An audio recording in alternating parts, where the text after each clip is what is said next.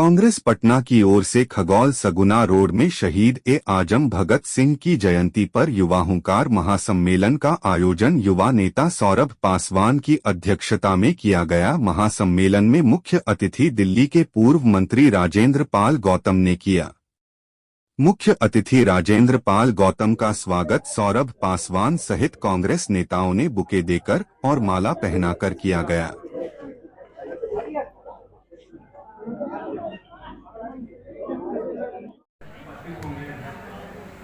हम लोग के अभिभावक गार्जियन शत्रुघ्न जी,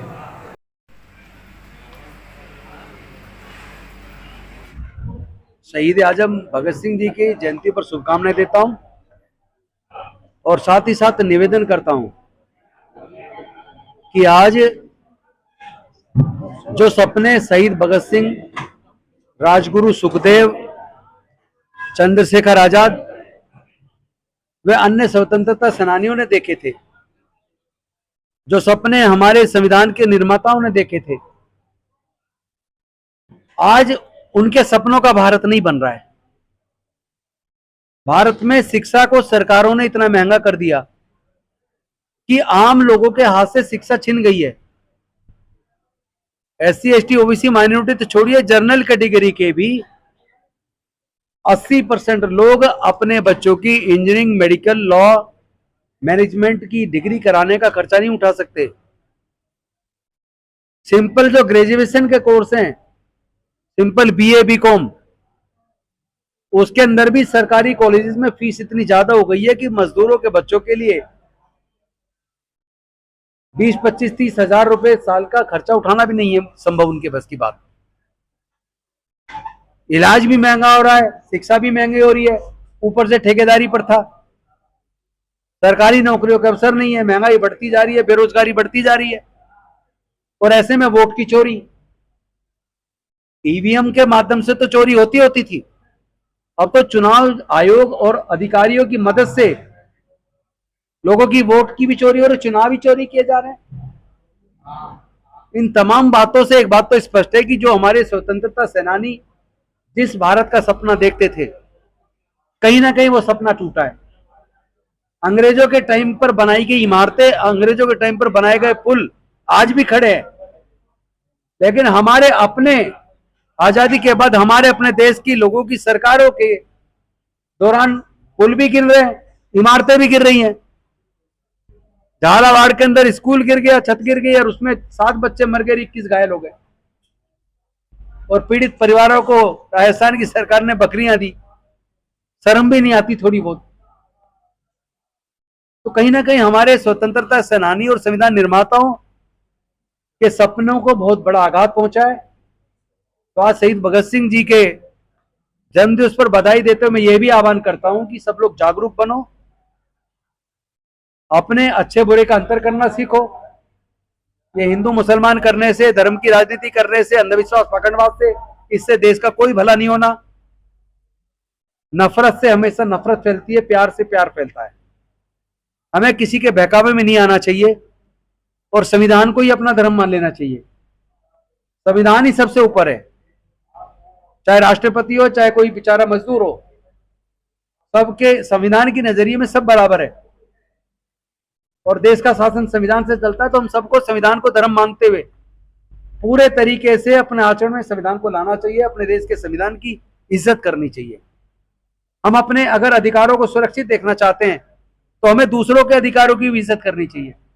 हम अगर अपने धर्म को सुरक्षित रखना चाहते हैं तो हमें दूसरे के धर्म की भी इज्जत करनी चाहिए।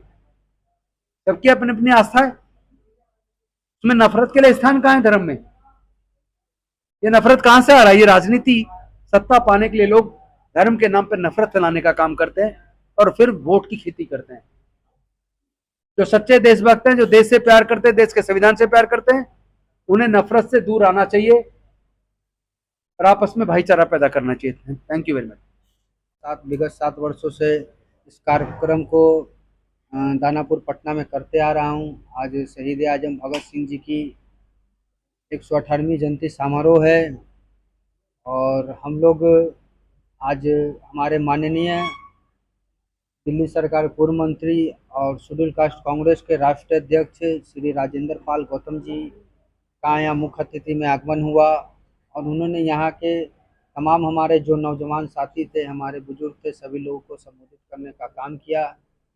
और हम लोगों ने यहाँ से शिक्षा और जो असमानता है समाज में, जो सबसे पीछे दबले अंतिम पंक्ति में खड़े लोग हैं, उनको मुख्य धारा में लाने के लिए विचार विमर्श किया और भगत सिंह जी की विरासत को जिंदा कैसे रहे उस पर हम लोगों ने अमल और बात करने का काम किया।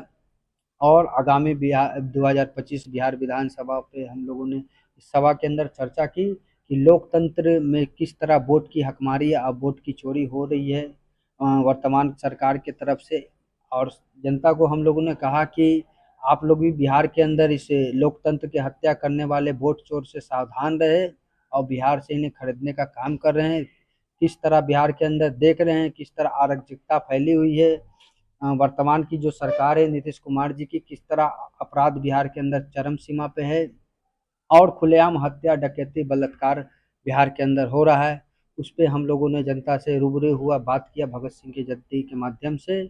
और हम लोग ने संकल्प लिया कि बिहार के अंदर हम लोग एनडीए की सरकार को, वोट चोर की सरकार को भगाने का काम करेंगे और बिहार में महागठबंधन की सरकार बनाने का काम करेंगे और राहुल गांधी जी के विचारों और वोट चोरों को खिलाफ हम लोग काम करने का काम कर रहे हैं। आप लोग चैनल मीडिया के माध्यम से हम जो हमारे खासकर युवाओं से मैं कहना चाहता हूं कि बिहार के अंदर आप लोग सचेत रहें, चेत रहें।